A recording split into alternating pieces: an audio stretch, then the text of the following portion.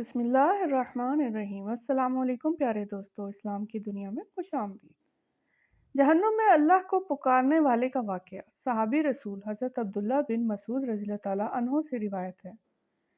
ایک بار ایک شخص بارگاہ رسالت میں حاضر ہوا۔ عرض کیا، یا رسول اللہ صلی اللہ علیہ وآلہ وسلم، کیا کوئی ایسا مومن بھی ہے جو جہنم میں باقی رہ جائے گا؟ آقا مکی مدنی مصطفیٰ صلی اللہ علیہ وآلہ وسلم نے فرمایا، ہاں، ایک شخص جو جہنم کے گہرے گڑھے میں ہوگا اور اونچی آواز سے یا حنانو یا منانو پکار رہا ہوگا۔ اس کی آواز بلند ہوگی یہاں تک کہ حضرت جبرائیل علیہ السلام سنیں گے تو تعجب سے کہیں گے، العجبہ العجبہ، یعنی عجیب بات ہے، عجیب بات ہے۔ پھر حضرت جبرائیل علیہ السلام عرش الہی کے سامنے حاضر ہوں گے، سر سجدے میں رکھ دیں گے۔ اللہ پاک فرمائے گا، ارفع راسک یا جبرائیل، اے جبرائیل اپنا سر اٹھاؤ۔ حضرت جبرائیل علیہ السلام سر اٹھائیں گے۔ اللہ پاک فرمائیں گے، اے جبرائیل تم نے کیا عجیب چیز دیکھی؟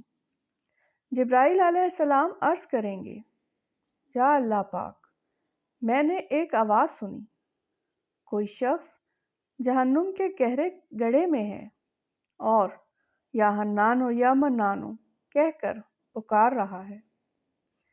اللہ پاک فرمائے گا، اے جبرائیل، مالک یعنی دوار جہنم کے پاس جاؤ، انہیں کہو وہ بندہ جو یا حنانو یا منانو پکار رہا ہے اسے جہنم سے نکال لاؤ۔ حضرت جبرائیل علیہ السلام جہنم کے دروازے پر تشریف لے جائیں گے، دستک دیں گے۔ حضرت مالک علیہ السلام باہر آئیں گے۔ حضرت جبرائیل علیہ السلام انہیں اللہ پاک کا حکم سنائیں گے۔ حکم سن کر حضرت مالک علیہ السلام جہنم کے اندر چلے جائیں گے۔ ہمارے پیارے آقا مکی مدنی مصطفیٰ صلی اللہ علیہ وآلہ وسلم نے فرمایا، جیسے ماں اپنے بچے کو پہچانتی ہے، حضرت مالک علیہ السلام ایسے ہی جہنم کو پہچانتے ہیں۔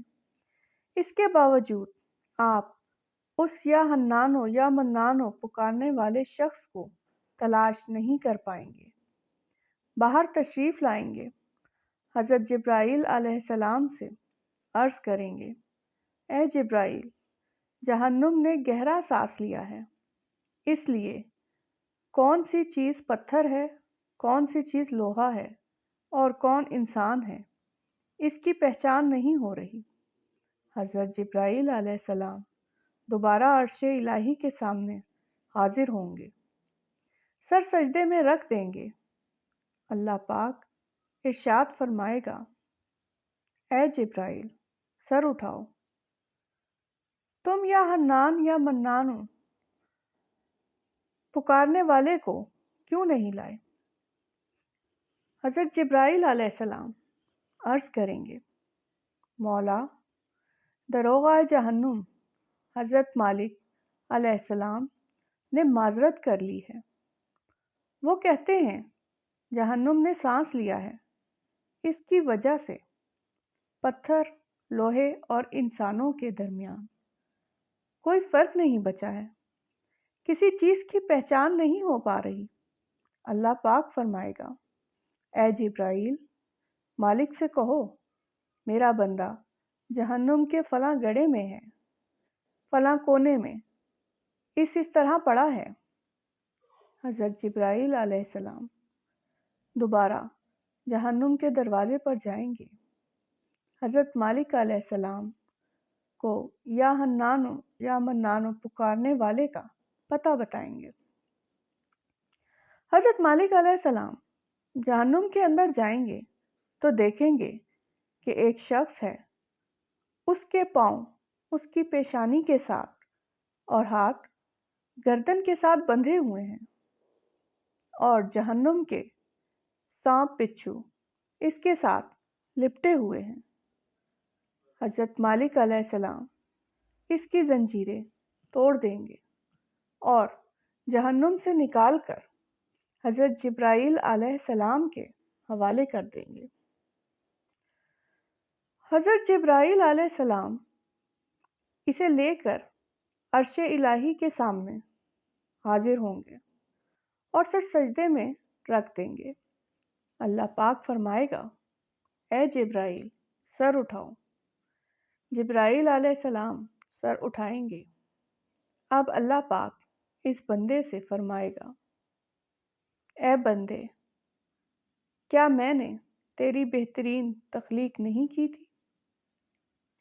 کیا میں نے تیری طرف رسول نہیں بھیجے تھے؟ کیا ان رسولوں نے تمہیں میری کتاب نہیں سنائی تھی؟ کیا میرے رسولوں نے تجھے نیکی کا حکم نہیں دیا تھا؟ تجھے برائی سے منع کیا تھا؟ وہ بندہ ان تمام باتوں کا اقرار کرے گا، یعنی کہے گا، ہاں یا اللہ پاک، تو نے میری بہت اعلیٰ تخلیق فرمائی، تیرے رسول بھی تشریف لائے، انہوں نے تیرے احکام بھی سنائے۔ اللہ پاک فرمائے گا، پھر تو نے فلاں فلاں گناہ کیوں کیے؟